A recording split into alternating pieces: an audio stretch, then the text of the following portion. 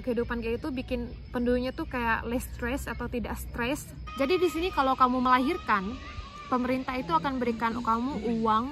Sini kalian jarang banget ketemu pengemis, walaupun ada bantuan dari pemerintah untuk pengasuh gratis ini.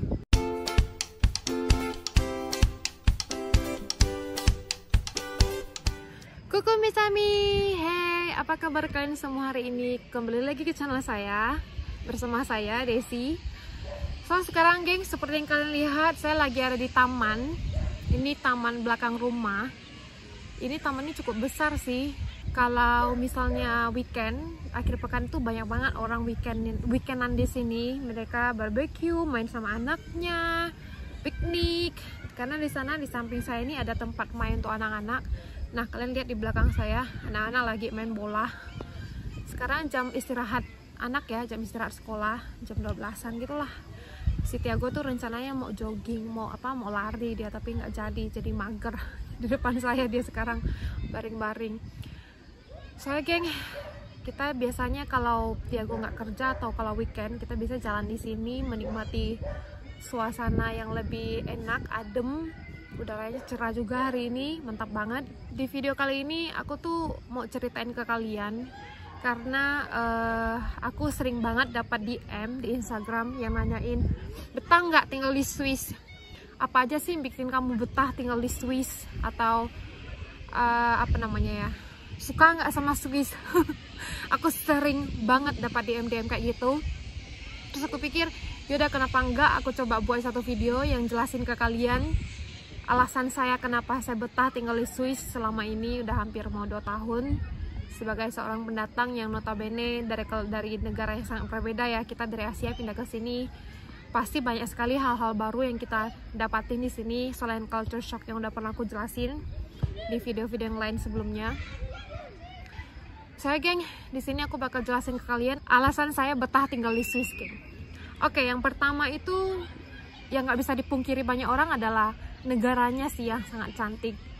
Seperti yang kalian tahu, Swiss itu menjadi salah satu destinasi wisata terbaik di Eropa dengan pemandangan alamnya yang luar biasa cantik sekali. Ini kalian bisa dapatin gunung, danau di sini yang benar-benar terawat ya, lingkungannya alamnya tuh benar-benar terawat. Di sini kekurangannya cuma ada satu geng, di sini tidak ada laut. Itu yang bikin saya sedih karena saya suka laut ya, sebenarnya lebih suka laut daripada gunung kalau harus memilih. Cuman ya di sini yang kita bisa menikmati ya danau, karena di sini banyak sekali danau. Kalau kalian misalnya ke Swiss, tempat-tempat yang paling terkenal itu misalnya Grindelwald, Matterhorn, terus Lucerne juga cantik banget. Pokoknya area-area pedesaan itu di sini cantik-cantik sekali, dan pedesaan di sini juga benar-benar nggak kayak desa sih, kayak mereka tuh benar-benar terkoneksi dengan kota luar. Jadi kita maksudnya dengan kota besar. Jadi kita yang dari kota besar mau pergi ke wisata ke desa itu juga sangat gampang sekali untuk mencapai ya, akomodasinya sangat lengkap. Dan ya seperti kalian tahu di sini juga sangat terkenal dengan Interlaken. Interlaken itu dia kota di tengah, kiri kanannya diapit oleh danau Brienz dan juga Thun. Dan ya geng, pertama yang bikin saya sangat betah ya karena lingkungan dan alamnya yang sangat cantik. Yang kedua adalah negara ini sangat bersih geng. Kalau dibandingkan dengan negara-negara Eropa pada umumnya yang lain, Swiss itu termasuk yang luar biasa bersih ya. Dan juga tahun 2020 kan dianugerahi sebagai negara terbersih di dunia. Dan ini nggak berlebihan sih, karena di sini kalian susah banget nemuin sampah. Dan di sini juga orang-orang tuh kayak terobsesi loh untuk bersih. Mereka kayak bersih itu kayak, kalau kita tuh mungkin sebagian dari iman, mungkin mereka bersih itu sebagian dari rules mereka untuk hidup mungkin. Karena di sini benar-benar tong sampah itu tersedia dimanapun. Nah ini geng, saya tuh duduk di sini. Kalian coba lihat di sana. Ini tong sampah. Tuh ada label-labelnya. Kalian mesti buang sesuai dengan labelnya sampah-sampah itu. Terus kalian lihat di sana tong sampah lagi tuh. Terus di sini tong sampah lagi dong. Parah kan, di sini banyak banget sampahnya. Maksudnya banyak banget tong sampahnya. Segitunya mereka sangat memelihara lingkungannya sedari kecil ya, karena di sini udah agak dingin. Karena di sini di Swiss itu recycling untuk daur ulang sampah dan juga manajemen sampah itu masuk dalam kurikulum Eropa ya. Masuk dalam kurikulum Eropa. Maksud saya recycling yaitu pendauran ulang sampah dan juga manajemen sampah itu masuk dalam kurikulum sekolah. Jadi anak-anak di Swiss itu sudah terbiasa membuang sampah pada tempatnya, mengelola sampah dari mereka kecil, geng.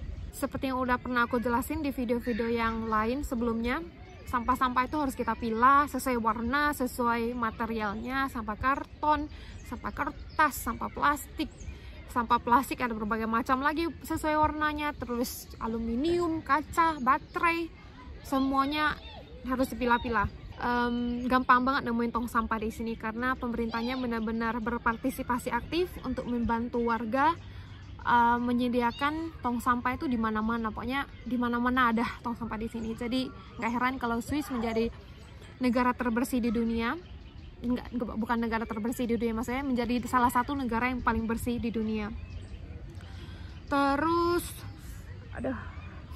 kalau untuk nomor 3, geng, kalau menurut saya kenapa saya betah tinggal di Swiss adalah penduduknya yang ramah dan cuek. Ramah dan juga cuek, apaan tuh? Jadi mereka tuh nggak memandang kita tuh sebagai seorang pendatang terus kita kayak diintimidasi gitu, enggak. Di sini benar-benar warga masyarakatnya tuh, walaupun kita pendatang kan udah kelihatan ya dari wajah kita. Kita pendatang, kita dihargai dengan sama, direspek dengan sama layaknya kamu warga negara di sini. Dan di sini tuh orang-orang juga tidak peduli dengan, tidak suka gosip. Karena di sini ya kalau kita ketemu tetangga misalnya ya, pas papasan di jalan, mereka bakal panggil bonjour. Dan di sini juga orang-orangnya tuh sangat simpati ya orang-orangnya ya. Kalau misalnya kita tuh kalau di Indonesia tanya, halo kamu apa kabar, itu kayak cuma basa-basi kan, paling kita bisa biasa jawabnya, oh saya baik. Kalau di situ gini kita enggak, geng. Di sini orang-orangnya kalau misalnya kamu kalau misalnya kamu sapa dia, halo apa kabar kamu hari ini, mereka bakal jelasin keadaannya sebenar-benarnya. Misalnya, oh ya hari ini aku kurang baik nih karena aku lagi ada masalah ini. Mereka nggak jelasin secara detail sih, cuman generalnya aja. Jadi istilahnya tuh kita nyapa orang, halo kamu apa kabar, itu kayak bukan basa-basi, tapi benar-benar kita pengen tahu orang itu dalam keadaan apa, dalam keadaan baikkah, dalam keadaan kurang baikkah gitu. Dan orang yang bertanya itu juga benar-benar menjelaskan, benar-benar mendengarkan maksud saya. Dan di sini juga ya orang-orang di sini nggak rasis ya, puji Tuhan. Selama saya tinggal di sini saya nggak pernah dapatin perlakuan rasis walaupun saya orang Asia. Cuman di sini saya sering disalahartikan kalau saya orang Thailand, geng. Mereka tidak pernah berpikir saya orang Indonesia. Oke, geng, yang nomor nomor 4 deh kayaknya. Nomor 4. Di sini itu jaminan sosial bagi warga negaranya, bagi penduduknya sangat baik sekali. Di sini pemerintah benar-benar pajak yang kita bayar tuh dipakai sebagaimana mestinya untuk kesejahteraan rakyatnya. Walaupun saya bukan warga negara Swiss, tapi saya sudah cukup merasakan benefit dari jaminan sosial yang diberikan oleh pemerintah di sini. Jadi di sini kalau kamu melahirkan, pemerintah itu akan berikan kamu uang atau allowance atau namanya bonus atau nggak tahu deh. Itu sebesar 1.500 sampai 2.000 franc. Itu untuk kamu kayak hadiah gitu dari pemerintah kalau kamu telah melahirkan. Terus kalau anak kamu usia 0 sampai 15 tahun, anak kamu akan setiap bulan mendapatkan sebanyak 200 franc dari pemerintah. Dan setelah anak kamu usia 16 sampai maksimum 25 tahun, anak kamu akan tetap mendapatkan uang 250 franc dari pemerintah.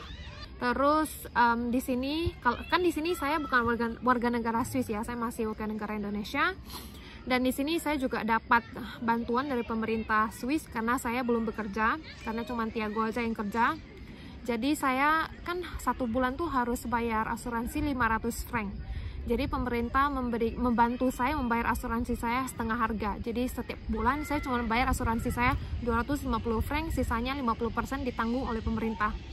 Terus ya geng, kalau untuk jaminan sosial sendiri, kalau misalnya kamu punya anak yang punya kebutuhan khusus, misalnya autis lah atau apalah, pemerintah itu memberikan, kalau bahasa Indonesia tuh kayak pengasuh gitulah ya, untuk bantu keluarga yang punya anak berkebutuhan khusus secara cuma-cuma sebanyak 300 jam per tahun.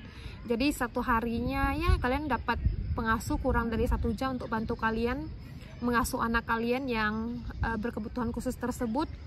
Karena pemerintah juga sadar kalau anak berkebutuhan khusus itu sangat menyita waktu, tenaga, pikiran, emosi. Jadi mereka memberikan pengasuh secara cuma-cuma untuk bantu, geng. Jadi itu sampai detail seperti itu pun diperhatikan oleh pemerintah ya. Kalian bisa, kalau yang punya anak berkebutuhan khusus, kalian bisa apply untuk dapat jasa pengasuh ini ke pemerintah setempat. Aku nggak tahu ini berlaku untuk seluruh Swiss nggak ya, cuman kalau di kota Lausanne, di kanton Vaud itu ada kayak bantuan dari pemerintah untuk pengasuh gratis ini.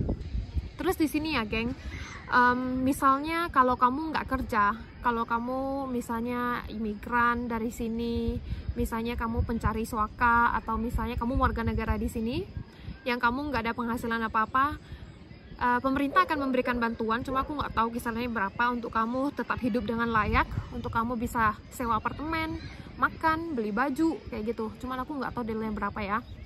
Itu pemerintah tetap memperhatikan kalau orang-orang yang tinggal di sini harus hidup dengan layaknya manusia yang nggak terlunta-lunta. Makanya di sini kalian jarang banget ketemu pengemis, walaupun ada di kota-kota besar seperti Geneva, di kota saya ini, atau Zurich. Terus di sini geng, kalau kamu misalnya punya anak yang belum masuk usia sekolah di sini mulai 6 tahun atau berapa ya kalau saya nggak salah ya, untuk masuk SD. Untuk sebelum masuk SD itu dia kayak daycare gitulah, kayak daycare, tapi kayaknya bukan taman kanak-kanak deh, kayak sebelum taman kanak-kanak gitu.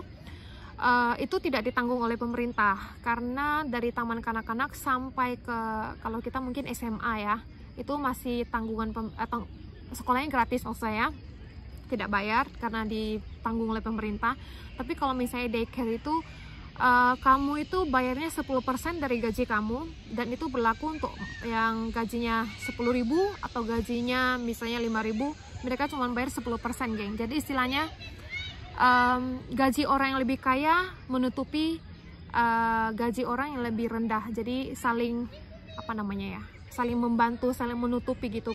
Oke geng, yang nomor 6 saya rasa yang paling bikin saya betah itu negaranya aman di sini. Di sini tingkat kriminalitas sangat rendah sekali. Ada, bukan tidak ada, tapi rendah dibandingkan negara-negara Eropa yang lain. Swiss itu negaranya lumayan aman. Di sini anak-anak itu usia kecil mereka udah pergi berangkat sekolah sendiri, karena di sini nggak kayak di Amerika. Di sini kita nggak ada bus yang warna kuning yang kayak di Amerika itu. Di sini nggak ada ya, anak-anak tuh berangkat sekolah sendiri jalan kaki, walaupun tetap ada pengawasnya yang bantu mereka nyebrang jalan. Misalnya ada orang khusus yang dibayar pemerintah untuk bantu anak-anak nyebrang jalan. Terus di sini selain kriminalitasnya yang sangat rendah, juga di sini jarang sekali terjadi bencana alam ya, karena Swiss di tengah-tengah Eropa, tidak ada danau, tidak ada laut. Jadi di sini kayaknya jarang sekali terjadi bencana alam seperti gempa, tsunami. Di sini tsunami nggak pernah kayaknya. Jadi di sini walaupun banyak gunung, geng, karena Swiss terkenal sekali dengan gunung-gunungnya, tapi di sini gunungnya tuh bukan gunung api yang aktif gitu loh, gunung biasa aja. Di sini juga kalau kamu misalnya jalan sendiri gitu di jalanan, kamu jalan sendiri, kamu jarang banget nemuin cowok-cowok manggil kamu kayak catcalling gitu, kayak apa ya namanya, kayak genit ganjen gitu, cowok-cowok manggil kamu kayak siul-siul. Di sini nggak pernah, geng. Di sini orang-orang sangat menghargai perempuan-perempuan walaupun mereka berpakaian seseksi apa. Bahkan kayak saya pernah nemuin orang-orang yang ganti baju di tepi jalan. Mereka cuma pakai kain gitu, pakaian ke badannya, langsung ganti baju gitu, langsung di tepi jalan, dan nggak ada yang ganggu, nggak ada yang siul-siulin. Terus di sini juga jarang sekali terjadi konflik. Di sini konflik agama kah, konflik suku kah, terus demo-demo besar di sini jarang sekali terjadi. Dari berbagai aspek negara ini sangat-sangat aman. Bahkan tuh orang-orang yang mau traveling, solo traveling ke sini atau cewek sekalipun yang mau solo traveling ke sini termasuk sangat-sangat aman, geng. Jadi itulah kenapa saya betah tinggal di Swiss. Terus yang berapa ini ya? Kayak udah yang ketujuh deh ya. Yang ketujuh itu menurut saya yang bikin saya betah juga adalah transportasinya. Di sini transportasinya tuh sangat bagus sekali. Yang pertama mereka sangat bersih. Yang kedua sangat lengkap dan juga sangat detail informasinya. Di situ tetap ada jam, misalnya datang 3 menit lagi ada tertera, geng. Terus di sini yang bikin saya juga suka sama transportasi publiknya. By the way, transportasi publiknya terdiri dari tram, kereta, bus, ya 3. Di sini kita nggak ada ini ya, nggak ada MRT ya, tidak ada MRT yang bawah tanah, semuanya di atas tanah. Di sini juga buat kalian yang punya bayi atau anak-anak balita, di sini keretanya sangat baik sekali karena dilengkapi dengan tempat bermain, gerbong khusus untuk anak-anak bermain di sini. Jadi anak-anak nggak bakal bosan kalau dibawa naik kereta karena mereka bisa bermain di situ. Dan juga untuk orang-orang penderita disabilitas, mereka ada kereta khusus untuk kereta disabilitas juga di sini. Jadi kayak ramah banget untuk semua kalangan masyarakat Swiss. Oh ya, kereta itu di sini juga seperti yang tadi saya awal bilang, kereta di sini atau transportasi umum di sini sangat akomodatif. Jadi sampai kayak di desa-desa terpencil pun bisa dijangkau. Kemarin saya naik gunung, saya nggak nyangka kereta itu sampai ke gunung, geng. Jadi kita yang dari kota besar mau ke desa kecil itu gampang banget, nggak usah pusing kalau misalnya kamu nggak punya mobil. Oke, yang terakhir yang bikin saya betah tinggal di Swiss adalah perekonomiannya sih yang maju dan makmur. Karena Swiss itu termasuk salah satu negara yang paling makmur di dunia. Di sini di kota saya ini, kalau nggak salah saya kemarin dianugerahi sebagai kota dengan pendapatan paling tinggi di dunia. Itu satu jamnya 23 franc. Kalau dikurskan ke dolar berarti 25 dolar per jam. Tapi itu nggak berlaku untuk seluruh Swiss ya, masih tergantung lagi ke kantonnya, karena di sini kanton itu memainkan peranan yang sangat penting dalam pemerintahan, karena sebagian besar itu pemerintah pusat memberikan otonomi kebijakan tuh ke kanton ya. Kanton tuh kayak provinsi gitulah kalau di Indonesia. Tapi di sini pajak juga lumayan tinggi ya. Pajak di sini pajaknya progresif, semakin tinggi penghasilan semakin tinggi juga pajaknya. Dan di sini ada 2 jenis pajak yang perlu kalian bayar kalau kalian bekerja di Swiss. Yang pertama adalah pajak federal, atau kalau kita di Indonesia mungkin nyebutnya pajak pemerintah pusat. Terus yang kedua itu pajak kantonal, atau kita di Indonesia nyebutnya pajak untuk bayar ke provinsi. Dan di sini lucunya di sini bayar pajak itu lebih mahal ke kantonal ya, ke provinsi lebih mahal, bukan ke pemerintah pusat. Di sini kayak gaji tinggi tuh kayak nggak kerasa banget sih, karena pemerintah maksud saya living cost di sini juga sangat tinggi. Living cost di sini kalau gaji kamu 5.000, kalau kamu tinggal di tengah kota dengan sewa apartemen kayak studio doang, kamu udah harus bayar kayak apartemen studio 1.000 sampai 1.500 franc. Belum makan, belum akomodasi, belum untuk keperluan sehari-hari. Jadi ya sama aja sih sebenarnya. Cuman ya kalau kita keluar negeri, misalnya kita keluar Swiss ya, daya belinya lebih tinggi aja sih dibandingkan negara Eropa lainnya. Walaupun mereka pakai euro yang notabene kursnya lebih tinggi, cuman untuk gaji pekerjanya lebih rendah ya daripada Swiss ya. Oke lah geng, aku rasa aku udah cakap lumayan banyak ini. Kayaknya lumayan panjang vlog kita hari ini, karena aku sering ditanyain, jadi udahlah aku rangkum, aku jelaskan semuanya yang saya tahu di sini. Oh ya geng, saya lupa ada satu lagi yang bikin saya betah tinggal di Swiss, kayaknya yang lumayan penting, jadi aku bikin lagi video ini. Padahal saya udah mau pulang, saya baru ingat. Itu adalah kualitas hidup yang sangat tinggi di sini. Karena di sini saya suka banget dengan ritme kehidupan di sini tuh kayak slow living gitu. Misalnya kalau kalian compare dengan negara-negara lainnya seperti kota-kota besar di Amerika, misalnya di New York deh, di sana itu style livingnya tuh sangat cepat, sangat buru-buru, sangat hektik.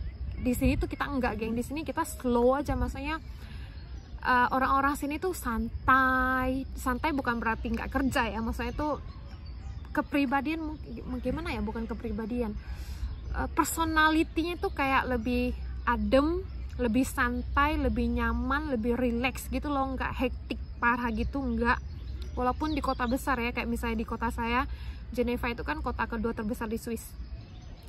Hidupnya tuh lebih damai aja gitu rasanya gitu loh. Karena model hidup kayak gitu, model kehidupan kayak gitu bikin penduduknya tuh kayak less stress atau tidak stres kalau dibandingkan dengan orang-orang yang hidup di kota besar lainnya. Dan di sini kalian kayak keluar ke taman kayak gini, kalian hidup udara tuh enak banget, nyaman banget, kayak masuk ke tenggorokan, masuk ke paru-paru tuh kayak bersih, nyaman gitu loh. Itu yang kayak bikin sensasinya tuh kayak adem, terus ayem, santai pokoknya gitu lah geng. Geng, segitu aja video kita kali ini. Aku harap video ini cukup menjawab rasa penasaran kalian tentang alasan saya kenapa betah tinggal di Swiss. Dan untuk yang pengen tahu, supaya ini bisa menjadikan video ini informasi tambahan untuk kalian. Dan ya, buat kalian yang pengen tahu informasi tentang Swiss, atau kalian mungkin punya pertanyaan-pertanyaan tentang Swiss yang bisa saya jawab, mungkin bakal saya jawab di video-video berikutnya. Nggak usah ragu dan sungkan untuk memberikan saya pertanyaan di kolom komentar maupun di DM Instagram. Aku harap kalian suka dan enjoy dengan video kita kali ini.